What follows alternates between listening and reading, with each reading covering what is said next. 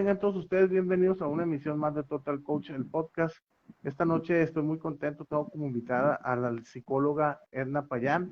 Vamos a estar platicando un poquito de sus experiencias, vamos a estar platicando pues de qué hay más allá de lo que las personas pueden ver detrás de un profesional, el ser humano que existe detrás de ella, y lo vamos a estar platicando aquí con ella.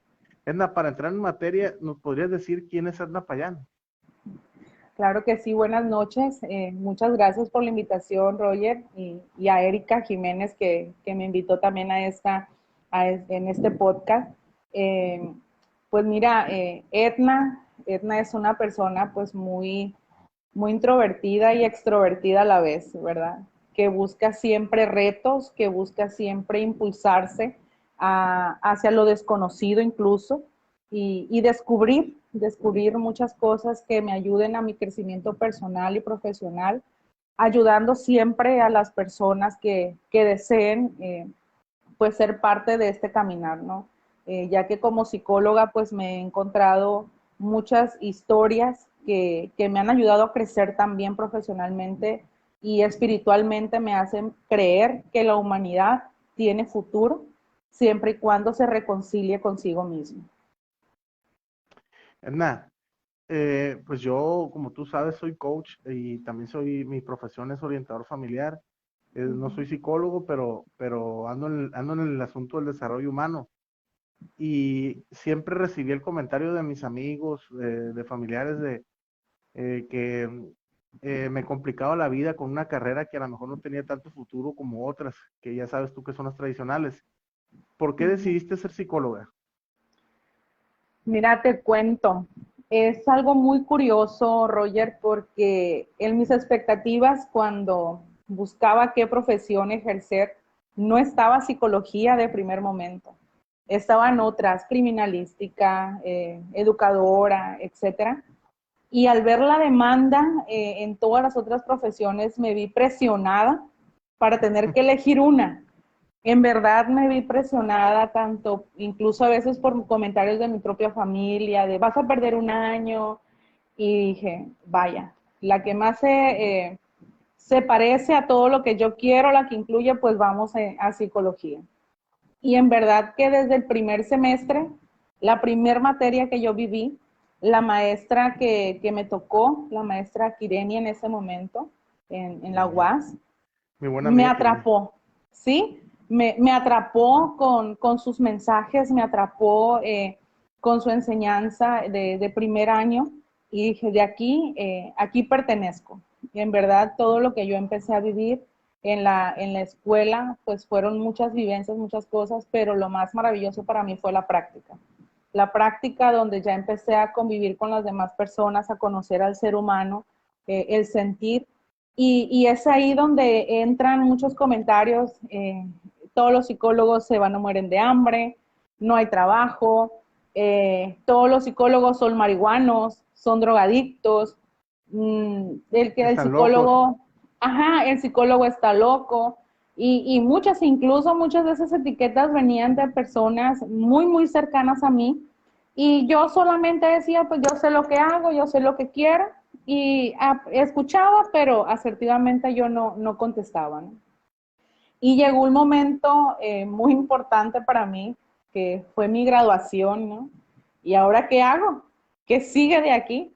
¿Qué voy a hacer? O sea, ya va a ser lunes y no voy a ir a la escuela, o sea, ¿qué tengo que hacer? A todos Y nos ha pasado. sí, y ya pues estar en esa búsqueda de trabajo, yo buscaba trabajos, incluso trabajaba en florerías, trabajé en tiendas de regalo, nunca me detuve por esta parte, pero pues ya mi materia, lo que a mí me gustaba, que es la psicología, pues ¿en dónde inicio? ¿A dónde voy?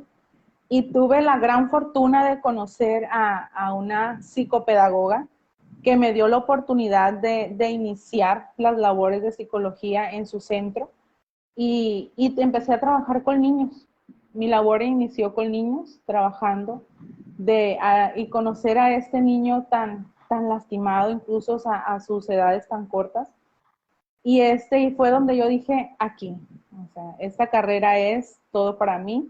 Y eso es lo que hasta el día de hoy, desde el 2013 que yo salí de la universidad, hasta el día de hoy no he dejado ningún solo día de motivarme y decir, hoy va a ser un gran día en el cual yo puedo ayudar a una persona distinta.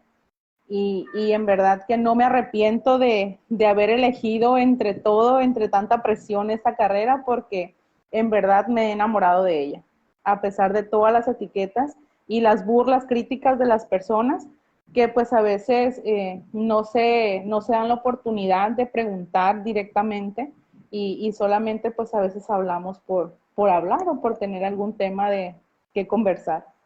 Uh-huh. Oye, Erika, te quiero comentar, ¿no? Me sucedió esa parte que tú dices, terminé, me titulé con promedio, ya no tengo que hacer la tesis, no tengo que hacer examen, ¿qué sigue? Y yo en aquel momento que terminé mi carrera de orientador familiar dije, empecé a pensar, dije, ¿qué voy a hacer? ¿Cómo sé que soy un orientador familiar? O sea, ¿cómo sé que soy un orientador familiar? ¿Cómo sé que tengo las capacidades? Y bueno, en aquel momento un buen maestro me dijo, las horas de vuelo tienes que iniciar, tienes que empezar a trabajar en eso, si no, todo lo que no se ejercita se olvida. ¿En qué Uh-huh. momento o cómo fue que tú te diste cuenta que eras psicóloga, que podías con la profesión? Porque no es todo como nos lo enseñan en la escuela. A veces las situaciones en la vida real traspasan lo que nos enseñan en la escuela y ahí tenemos que aportarle una parte de... Yo también me di cuenta que una parte también era mi estilo, porque los Uh-huh. libros te dicen una cosa, pero tú tienes que ir haciendo tu propio estilo para llevar tu profesión. ¿En qué momento te diste cuenta de que eras psicólogo y que podías con la profesión? Sí, fíjate que ahorita que estás comentando todo esto, recuerdo un caso en específico, cuando trabajaba en este centro que te comenté, eh, tenía una paciente que ella iba pues por ciertos problemas tan escolares, principalmente rendimiento escolar, lento aprendizaje, etcétera. Pero su principal problema era no dormir, no poder dormir con la luz apagada. Entonces ese fue su principal problema. Y es ahí donde yo empiezo a investigar, porque el libro no te dice qué hacer cuando un niño no puede dormir con la luz apagada. Eso no te lo dice el libro, no te lo dice el maestro, o sea, no lo aprendes. Y yo dije, no, yo tengo que hacer algo más porque ella tiene que dormir con una luz apagada porque no descansa. Y es ahí donde yo empiezo a investigar y hacer esa investigación y aprender muchos ejercicios de relajación. Empecé a conocer la aromaterapia, empecé a conocer todas estas técnicas y me ayudaron porque ella empezó a tener confianza. Cuando ella llegó ese día, al día siguiente, no como a los 3 días, llega y me dice, doctora, ya pude dormir con la luz apagada un ratito, me dijo. Un ratito dormí con la luz apagada. Yo sentí que dije, wow, algo sirvió. Entonces tengo que seguir investigando, tengo que seguir indagando, porque ella ese ratito lo tiene que hacer más largo, tiene que ser más tiempo. Y al final del día que llega su mamá por ella, me dice, yo no sé qué le hizo, pero ahora me dice, mamá, yo apago el foco.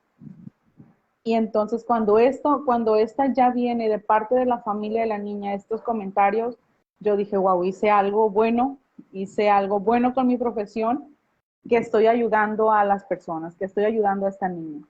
Entonces fue ahí donde dije, este cambio que las personas empezaron a dar es donde yo digo, vale la pena ser psicóloga, vale la pena esforzarme y empeñarme todos los días, porque para mí la motivación es ver cómo la persona, el ser humano, hace este cambio, este estilo de vida que lleva, empieza a reflejarse con sus historias de vidas pasadas y cuando hace esa transformación es cuando digo yo que esto va por buen camino, ¿no?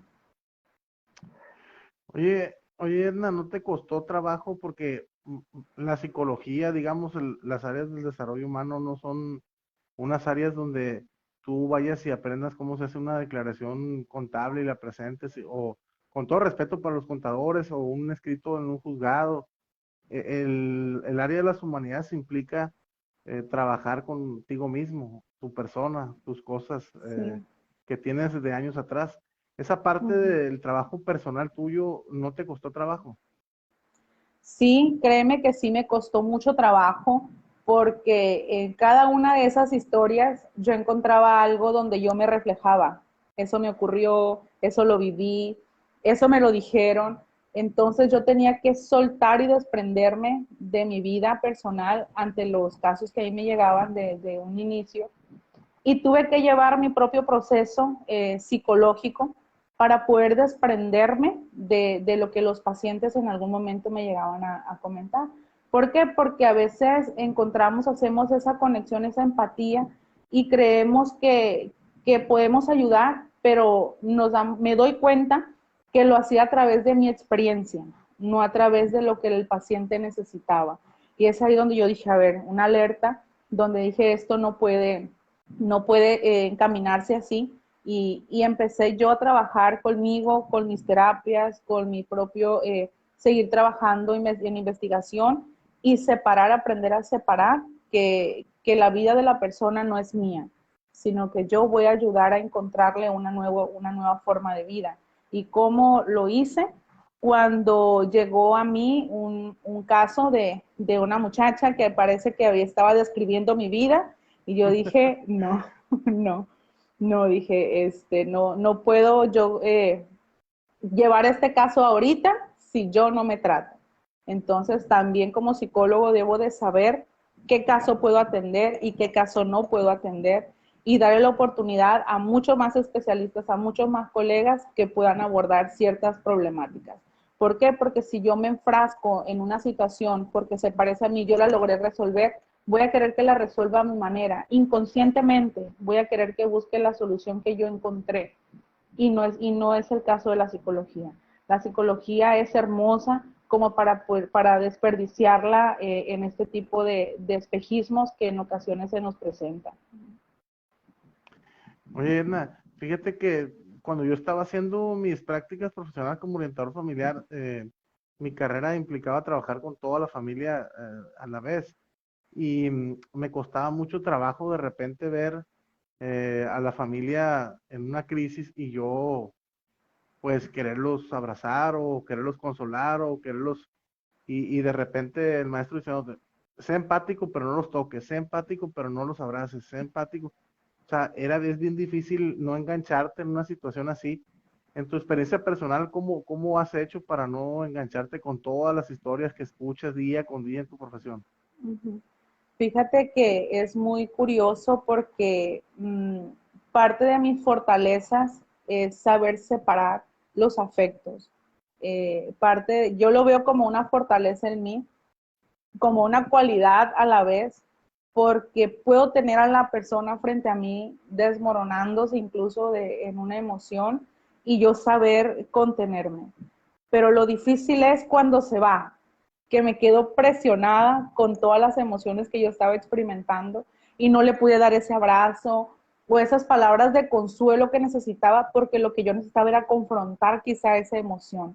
Entonces es ahí donde sí se me hacía muy difícil no poder darle ese apapacho, como le dicen a la persona o a la familia que lo requería, porque sentía que ahí se iba a perder el profesionalismo o la línea de lo que la persona estaba buscando.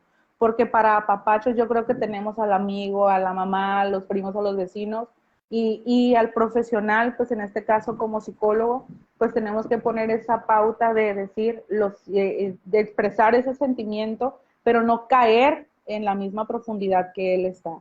Sentir a través del paciente, pero no caer en esa profundidad, porque si no, pues nos vamos a poner a llorar los dos, ¿no?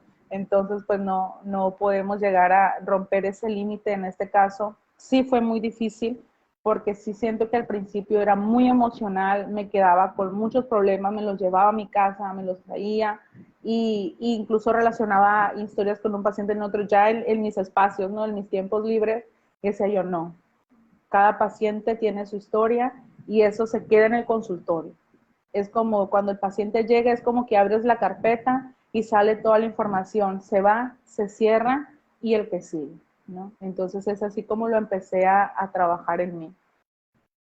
Sí, porque Yo tengo 2 años que terminé la carrera. El primer año fue muy conflictivo porque me encontré en medio de la pandemia queriendo iniciar mi profesión y de repente sí me costaba mucho trabajo la parte de cerré, o sea, está la crisis, logré hacer la contención, logré cerrarla y que se vayan tranquilos y no quedarme, porque esta profesión no es de le das una receta y vaya a la farmacia y se lo va a tomar.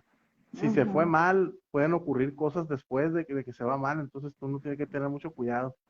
Edna, pasando a un plano un poquito más personal, a esta edad de tu vida, que yo te veo bastante madura, no me refiero a la edad, porque yo sé que la edad de la mujer no se habla, pero No. a esta edad que te veo muy madura y todo esto, ¿qué te emociona? ¿Qué te hace vibrar alto? ¿Qué te hace sentir viva? Fíjate que principalmente me emociona el hecho de despertar cada día, ¿no? Despertar y tener una nueva oportunidad de disfrutar a mi esposo, a mi familia, a mis mascotas y saber que llego a mi trabajo en una clínica de adicciones por las mañanas en Comunidad Sinaí, no sé si se habrá escuchado de Sí. ella, ¿verdad? Y llegar allá y escuchar a mis pacientes es algo que me motiva. El verlo cómo llega y cómo está avanzando es algo que me impulsa todos los días a pensar en algo nuevo que tengo que hacer, a buscar una nueva estrategia. Y esto me hace a mí sentir cuando él termina su proceso, me hace sentir que verdaderamente valió la pena el esfuerzo. Y ese esfuerzo de uno con un paciente que salga en su proceso me impulsa para que sean dos, tres. Y eso me motiva. Pero lo que a mí emocionalmente me hace sentir, lo que a mí me mantiene viva todos los días, es saber que mi familia se encuentra bien, saber que me acompañan, me apoyan y están siempre a mi lado. Principalmente mi esposo, que no me deja sola en ninguno de los aspectos de mi vida, principalmente en el personal y el profesional, que también me apoya y me impulsa a no quedarme estancada, sino a seguir adelante y él también pues se impulsa al ver que los dos vamos logrando objetivos, ¿no? Edna, ¿no te costó trabajo dejar a la psicóloga en el consultorio y de repente querer ser psicóloga de tu esposo, de tus hijos, de tus padres, de tus hermanos, de tus amigos? Sí, fíjate que hasta la fecha es algo que cuesta. Pues actualmente yo no tengo hijos aún, pero pues sí con mi esposo. A veces tratarlo incluso como niño, ¿verdad? Quererlo regañar o darle una terapia, una contención, sí me es difícil hasta que ha llegado pues de que su parte es, a ver, tranquila, aquí eres Edna, aquí no eres la psicóloga. No, Sí me lo ha dicho y yo me quedo y siento que más me enoja que me lo digan, ¿no? De alguna manera los defectos de carácter que salen a flor de piel, pero pues es verdad, sí siento que al inicio era difícil salir del plano de psicóloga y llegar a ser una persona acá, porque me quedaba tan cerrada con las historias que escuchaba, con las historias de vida, que me las llevaba a casa para seguir trabajando en ellas. Y dije, no, porque no descansaba, no había un descanso, no había una separación. Y es ahí donde dije, no, tengo que separar las áreas de mi vida, fortalecerlas, porque no puede ser posible que yo trabaje con otras personas en ello y el mí no lo aplique y pues lo tengo que hacer. Y hasta el momento creo que es algo que cuesta bastante dejar el papel en casa como la maestra, ¿no? Que llega a su casa y tiene que seguir educando a sus hijos. O sea, es difícil dejar esto, pero se puede sí, siempre y cuando haya conciencia y haya pues comunicación entre las personas que convivimos, ¿no? oye, Edna, fíjate que también ahorita que te estaba escuchando que trabajas colaboras en Misión de Sinaí, es una unidad de rehabilitación contra las adicciones. También esa fue una parte que yo no esperaba, también casi para cuando empezaron a abrir las cosas, a mí llegó una oportunidad, una invitación de un buen amigo con el cual ahora colaboro de Unidad de Rehabilitación San Pedro hace contra las adicciones. Un saludo si me están viendo por ahí, para colaborar ahí con ellos. Entonces, no hago labores propiamente de acompañamiento psicológico, soy consejero en adicciones ahí con los muchachos, ahí sí A diferencia de lo que es nuestra profesión, ahí sí les tengo que decir lo que tienen que hacer, ahí sí tengo que ser un poquito más sobre lo que tengo que hacer, que al momento de integrarte a al centro de rehabilitación donde laboras, ¿qué fue lo más difícil y cuál fue la más grande satisfacción que tú has recibido ahí en Misión de Sinaí? Fíjate que lo más difícil fue darme cuenta que en el pasado fui codependiente. Fui codependiente a una persona alcohólica y eso fue lo más difícil, de no haberme dado cuenta a pesar de mi profesión que estaba rodeada de personas que veían normal el tomar y al llegar a Sinaí, pues me di cuenta que no, que era ya una adicción, que había niveles que se habían rebasado porque las conductas o los comportamientos pues se habían visto quebrantados e incluso me habían ofendido y había ofendido a estas personas que para mí eran muy importantes, principalmente primos, amigos involucrados en este ambiente. Y fui codependiente a las necesidades de ellos de acompañamiento, de estar desvelándome hasta que ellos quisieran, y eso me desgastaba emocionalmente. Y cuando yo llegué a Sinaí dije, no más. O sea, rompí esa cadena, rompí y totalmente cambió mi estructura, mi hábito de vida, totalmente cambió. Que en algún momento me llegaron a preguntar, ¿qué te hiciste? ¿Por qué te hiciste tan amargada? Y yo, amargada, pero ¿cómo amargada? Después, porque vi un cambio totalmente de polo a polo, grandísimo, y eso lo aprendí en Sinaí. Aprendí a identificar a las personas en su conducta, en su comportamiento, porque desafortunadamente el alcohol es algo que se minimiza, es algo que todos somos bebedores sociales y pues no aceptamos que en ocasiones hay una enfermedad o no se acepta que hay una enfermedad. Y lo más importante o lo que más me ha llenado de satisfacción en la clínica, pues es que se me impulsa también a crecer en lo profesional, a seguir estudiando, incluso nos apoyan en el tema de tiempos para seguirlo haciendo. Pero lo que más me ha llenado de satisfacción es ver a un paciente graduarse de su proceso de internamiento y que salga y se realice, que verdaderamente cumpla su proyecto de vida, que su familia esté unida. En especial, pues también, aparte de ser psicóloga en la clínica, trabajo con estos muchachos que ya salieron en su proceso de reinserción social, de irlos acompañando cómo su familia está temerosa de cómo recibir a este muchacho en casa y hacer yo este acompañamiento en ellos y ver que es aceptado, ver que está cumpliendo todos sus objetivos, eso para mí es fantástico, porque es una historia que a mí me ayuda a trabajar el que sigue en internamiento. Entonces, para mí, las dos cosas importantes que Sinaí me ha regalado es desprenderme de mi dolor, desprenderme de mi pasado, desprenderme de todo esto que me ha dolido y aprender de ello y lo maravilloso que es la vida nueva, la vida libre de adicciones, que me gustaría que todas las personas conocieran en algún momento, porque pues vivimos prisioneros, desafortunadamente prisioneros a algo o a alguien, y eso pues hace mucho más daño que la vida misma, pues con alguna enfermedad, ¿no? Como un cáncer, como una diabetes, etcétera.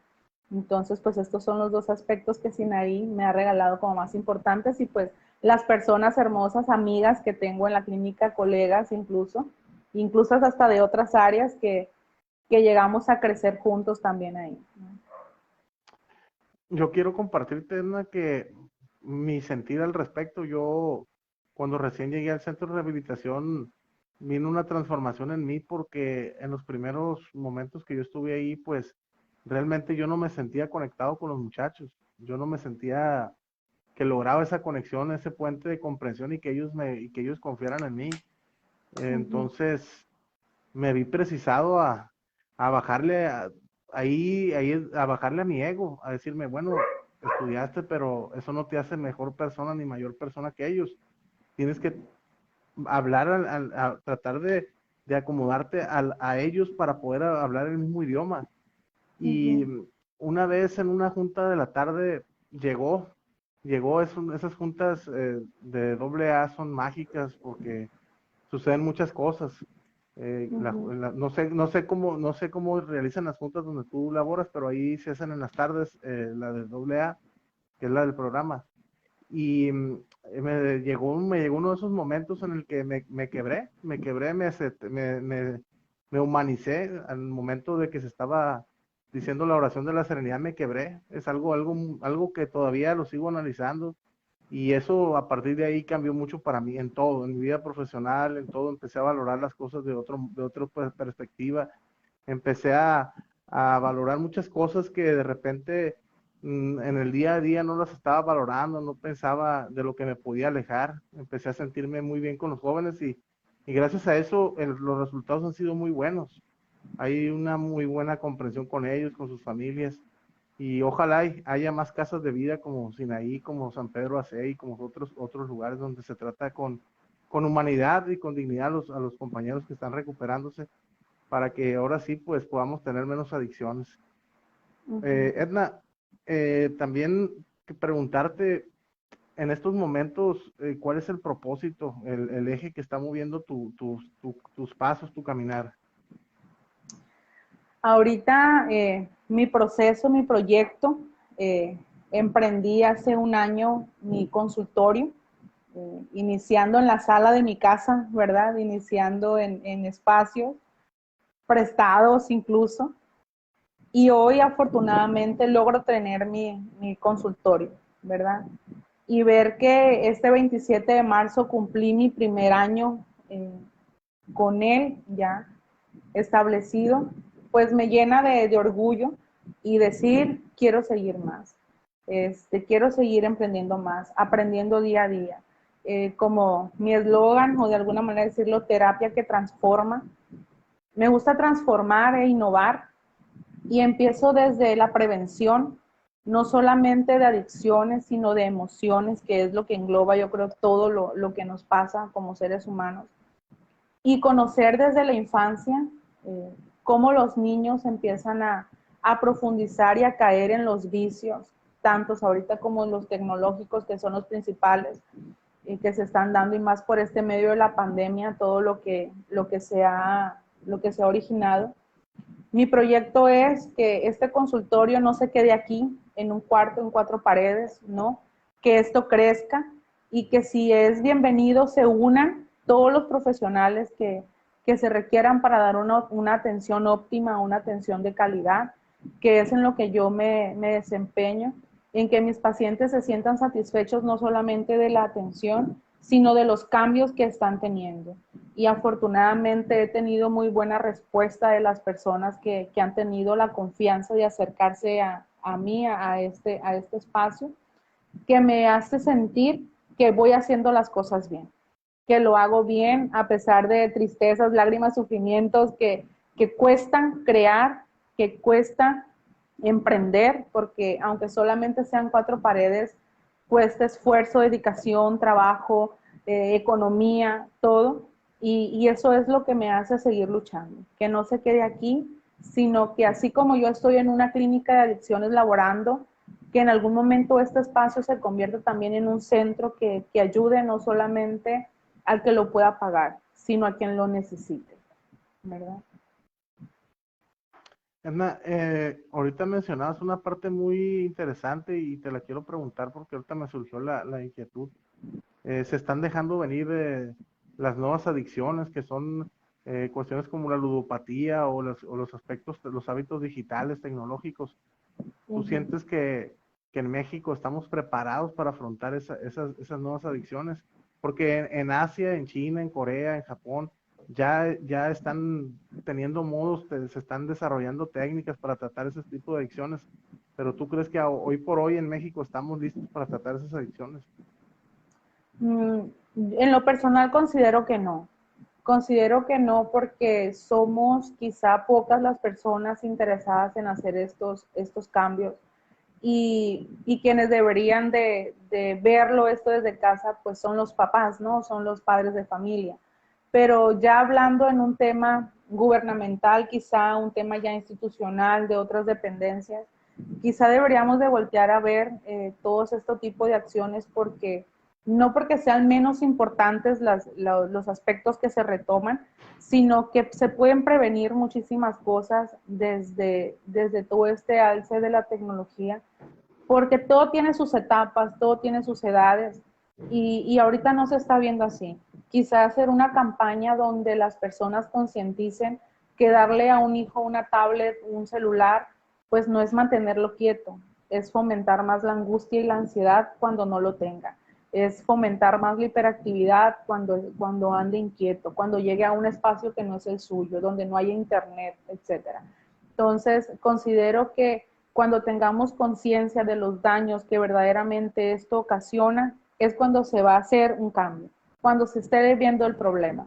Ahorita que no ha pasado algo tan grave, han pasado muchos casos, yo los he visto pues en redes sociales, en las noticias, de cómo estos niños han quedado hasta de sus manos mal, que se despiertan en las noches con pesadillas, pero pues mencionan, ay, es normal, se le va a pasar. Cuando hagamos consciente que no se le va a pasar, que no se le va a quitar, que esto va a ir en aumento, que va a ser progresivo, que se convierte en algo crónico, es cuando ya me imagino que van a actuar. Y para mí eso quizá ya puede ser tarde, como en la adicción, ¿no? Como en la adicción. A veces queremos atacarlo cuando ya la persona está en un fondo de sufrimiento tan grande que es muy difícil salir, cuando se pudo prevenir desde el primer contacto, ¿no? Muy bien. Sí, en lo personal también pienso de la misma manera. Creo que nos quedamos cortos, inclusive para tratar de los nuevos químicos que se están utilizando para intoxicar a los jóvenes, sobre todo a los jóvenes. Y si nos quedamos cortos y hace falta un gran esfuerzo. Ojalá que nos escuchen las personas de gobierno, y cuando vayan a hacer unas modificaciones o que vayan a crear nuevas leyes, pues pregunten a las personas que están de frente en la primera línea de batalla contra las adicciones sus opiniones, que creo que enriquecerían mucho ese tipo de cambios gubernamentales que tú mencionabas. Edna, Uh-huh. yo soy un fiel creyente de que en este mundo, en este plano terrenal, nosotros tenemos una misión, y como toda misión tiene un inicio, también tiene un fin. ¿A ti cómo te gustaría que te recordaran una vez que tu misión haya terminado en este plano terrenal?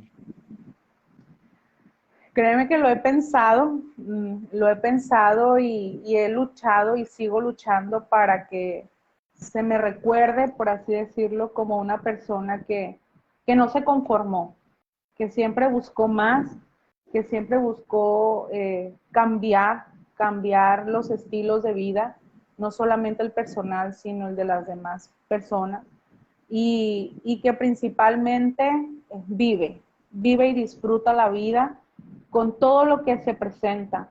Así sean de las tristezas, buscar algo positivo que me ayude a seguir adelante. Entonces yo creo que si todos nos empezamos a reflejar en lo que queremos en un futuro, lo empezamos a construir desde ahorita, podemos ser ese canal de ayuda para los demás hasta después de la muerte, ¿no? Después de la muerte, ser esa motivación y decir en algún momento, yo no me voy a cansar de luchar porque ella lo consiguió, ella lo logró, yo también puedo. Entonces quisiera dejar esa huella de poder, de autosuficiencia y sobre todo de confianza en sí mismo y de aceptación ante los demás. Muy bien. Y bueno, llegamos a una etapa, Edna, que pues a mí me gusta mucho, porque también es una de las partes donde en este podcast, pues que le da sentido a este podcast, que es que las personas que quieran conectarse contigo, que quieran seguir platicando contigo, incluso una sesión en línea, no sé si estás manejando sesiones en línea, pero bueno, si manejas sesiones en línea también, que se puedan comunicar contigo, ¿dónde te pueden localizar? Para que menciones todas tus redes sociales, y si tienes algún teléfono de trabajo también lo menciones para que te puedan contactar. Uh-huh.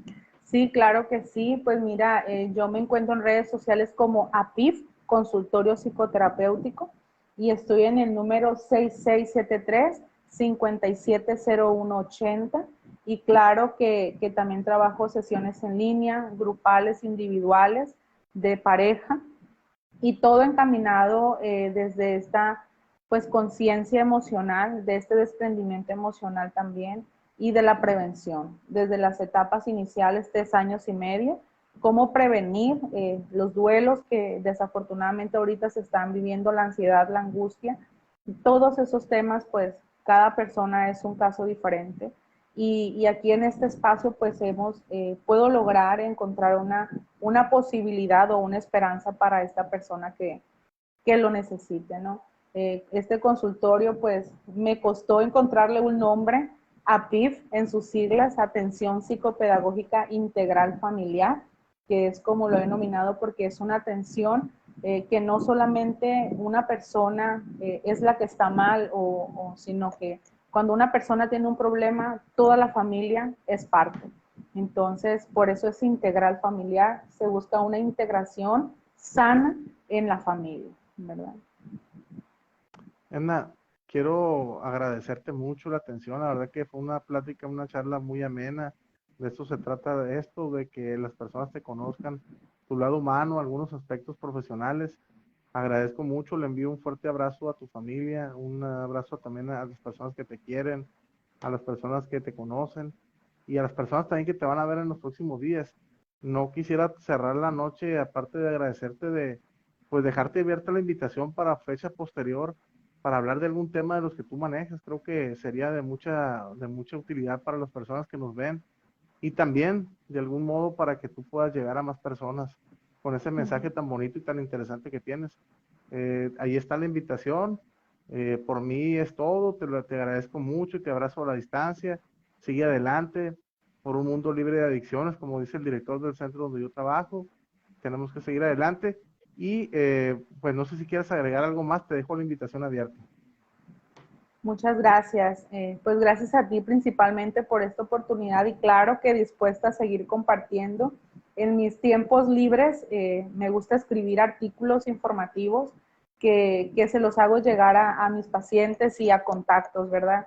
Y me gusta cuando alguien me dice, ay, usted escribió este artículo porque lo leí, supe que hacer algo. Entonces, es ahí donde digo, si hay una receta, si hay esa receta que se pasa, que es el mensaje, que todos lo podemos hacer, tener esta atención. Y yo siempre pues menciono al final del día, cuando yo digo ya se terminó mi jornada laboral, yo siempre menciono esta frase, fuiste y serás mi más hermosa casualidad, le dije al espejo mientras observaba mi reflejo amorosamente. Y es así como yo les agradezco a todos los que están en esa transmisión, a ti principalmente por esta invitación y abrazarnos, que es lo más hermoso que tenemos cada uno de nosotros. Estos abrazos a la distancia, estos abrazos que quizá podemos compartir, es lo que nos va a llenar y nos va a motivar para iniciar el día de mañana de la mejor manera. Muchísimas gracias y estamos en contacto para la siguiente, claro que sí, transmisión. Ok, oye Edna, también te comento que en próximos días este video, pues como te dije, se va a editar, se va a subir a YouTube y te voy a pasar el link porque también es interesante a veces vernos cómo compartimos, escucharnos y también para que lo compartas con tus familiares, con las personas que lo quieran ver. Te invito también a que te suscribas al canal, ahí estamos en YouTube. Si puedes compartirlo, la verdad van 38 podcasts y son historias muy interesantes. Algunos no tienen que ver con la psicología, ha habido comediantes, ha habido locutores, ha habido músicos y también pues mucha gente que tiene que ver con el asunto de las adicciones, que es en el que yo me desenvuelvo. Y pues ahí te voy a pasar el link para que vayas a verlo. Te deseo la mejor de las noches y nos ponemos de acuerdo por teléfono. ¿Qué te parece? Claro que sí, muchísimas gracias a ti y créeme que ya me suscribí al canal, ya te sigo, ya he visto pues parte del trabajo que has realizado y muy bueno, muy interesante y gracias por permitirme ser parte de esta bonita labor porque es un mensaje que se va a pasar y tiene que trascender. Trascendemos, crecemos y nos fortalecemos. Entonces, Ok. dispuesta a seguir luchando y combatiendo estas historias de vida, ¿verdad? Muchísimas Ok. gracias. Muy buenas noches, rendirse jamás, que tengan la mejor de las noches.